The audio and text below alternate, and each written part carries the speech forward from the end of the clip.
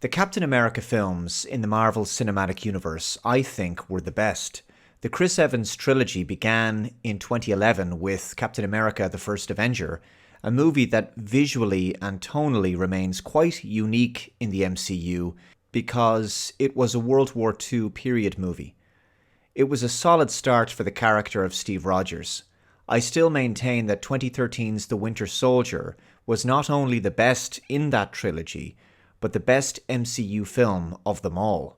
A sharp, intelligent conspiracy spy thriller that felt, in many respects, more grounded than most of the other films. It was based around a long-running global Hydra plot to destabilize nations by making them less safe so that humanity would sacrifice their freedom for more security.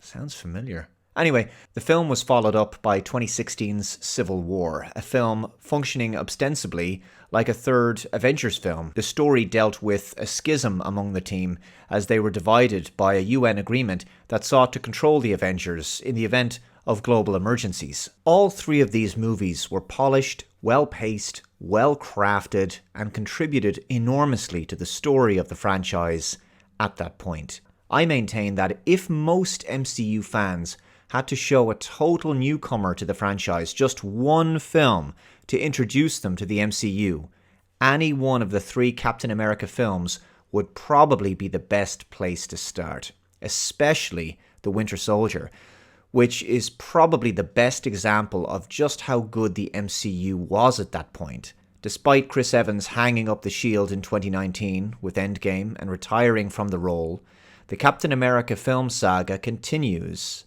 as the character was replaced with Anthony Mackie's Sam Wilson, who was previously the character of Falcon.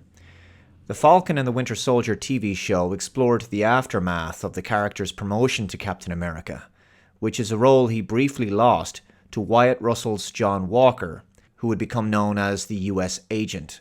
Regardless, the series was generally okay to subpar and a bit preachy in places. You've got to do better, Senator. You've got to step up. The film series is continuing with a fourth Captain America film, Captain America: Brave New World. But despite finishing shooting way back in mid-2023, the film has been delayed already. It was due out in 2024, but looks like it will be delayed now until 2025. Considerable rewrites and reshoots have been undertaken because apparently the film hasn't tested well with audiences. This article is from worldofreal.com.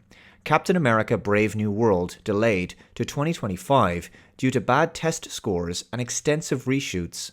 Yesterday afternoon, the Hot Mic's Jeff Snyder was the first to report that Marvel's Captain America: Brave New World was moving to February 2025 after it didn't do great in a test screening. About an hour later, word of the delay was made official by the trades.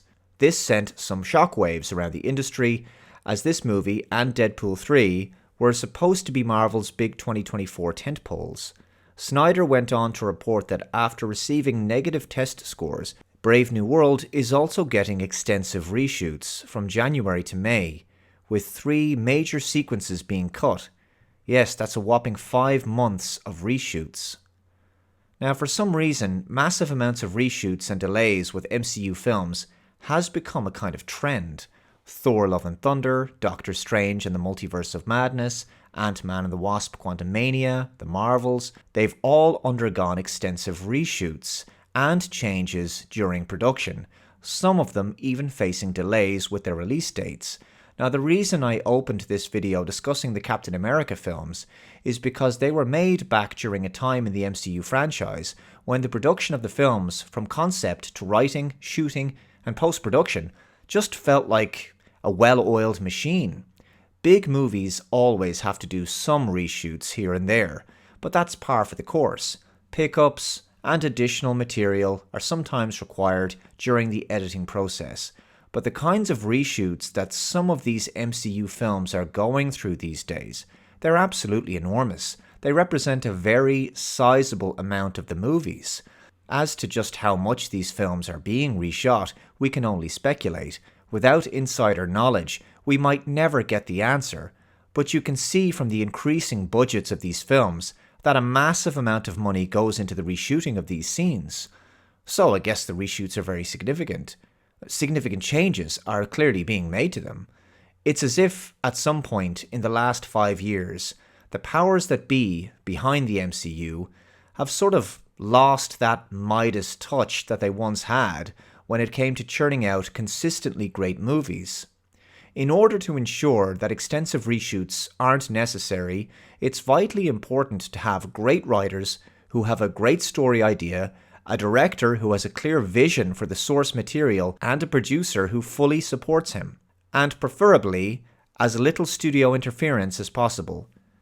This was all basic and obvious stuff a few years ago, but these are the core ingredients you need to give your film the best chance of success. Hire great people. It's that simple. I have to ask, why at this point is the MCU seemingly in such disarray that their productions are running into such fundamental difficulties? I mean, where along the production chain are these issues arising from now? Why has this become a trend in Marvel Cinematic Universe films? Why does this keep happening?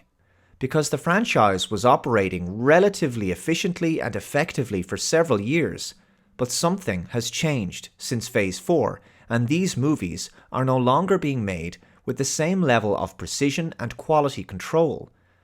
But regardless as to the reasons why the MCU now seems to be struggling to make films like it used to, as we've discussed previously, it's unlikely that the franchise can return to its former glory.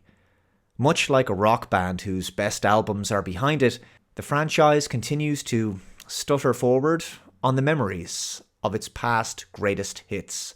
But the magic is gone, and it was probably time to call it quits a few years ago. Let me know your thoughts in the comments below. Thank you very much for watching. Take care, and I'll see you next time. Bye-bye.